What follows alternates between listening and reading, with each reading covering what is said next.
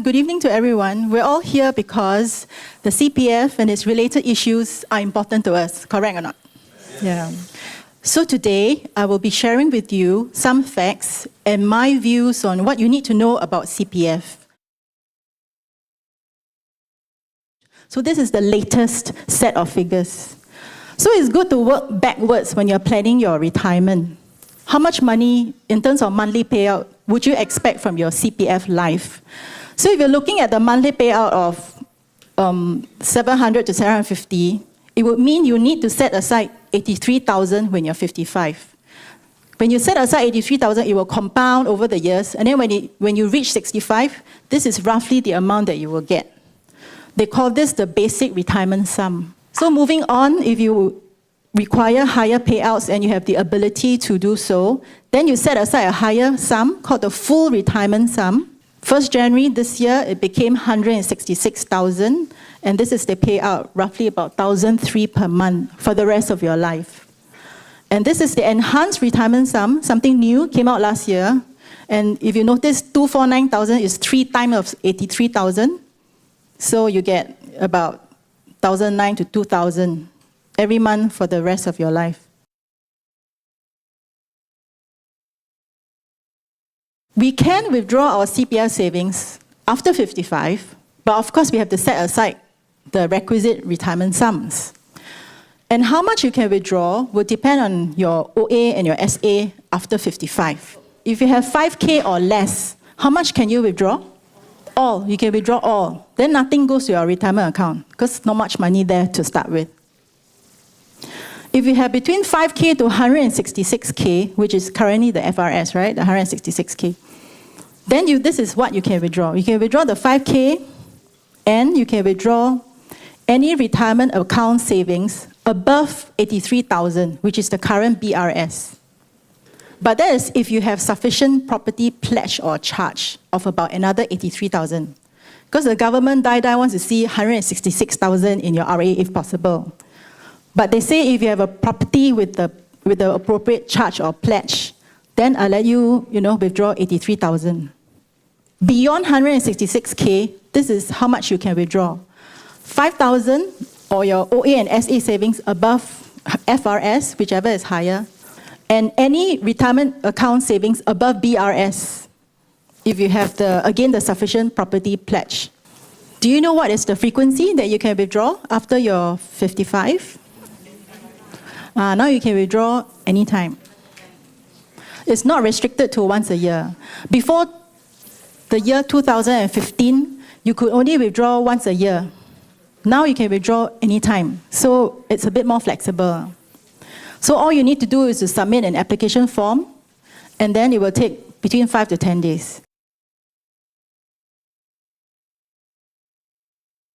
For cash top-ups, you can top up to anyone. But for CPF transfers, it's only to specific family members. Okay? Who is missing from here? Children. Yeah. You cannot use CPF transfer to, pass money to your children. Not this way. But you can use cash top-up. If your recipient, the person that you're giving money to, is below 55, you can top up to that person's SA up to the FRS. Because the person hasn't got an RA yet, right?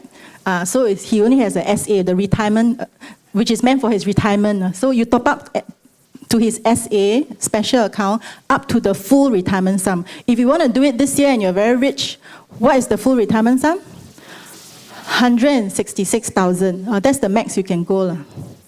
If the recipient is age 55 and above, he already has a retirement account. So you can top up to his RA, the retirement account, up to the current ERS, which is currently at 249,000. Okay. Then the government gives you tax relief if you do topping up, but not for every top-up. Only for cash top-up, actually. So if you're topping up to your CPF account, 7,000 per year is the tax relief you can get. You enjoy another tax relief of another 7,000 per year if you're topping up for again, the same family group. If you're wondering how babies have CPF accounts, it's actually created when the government gives the 4K Medisave grant. So it's created then doesn't need to come out to work, then get a CPF account. Another way is you can maybe put in that hongbao money, $500 a year. I did a calculation. Over 10 years, if you put in 500 every year, about February, because that's where Chinese New Year is, you will have 6,550 at the end of 10 years.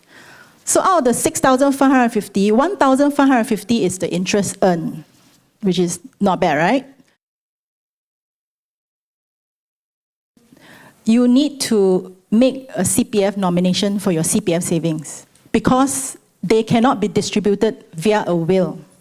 Just to let you know what are the things that are covered and not covered. So the covered under CPF nomination will be your CPF savings in your OA, your SA, your MA, your RA, your unused CPF life premiums, and the discounted Singtel shares. So these items you cannot put in your will. No point. The lawyer can't help you even if you put it there to help you distribute.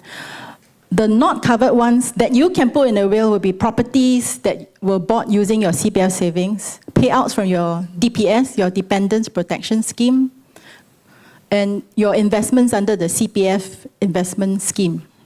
This is how you can make a nomination.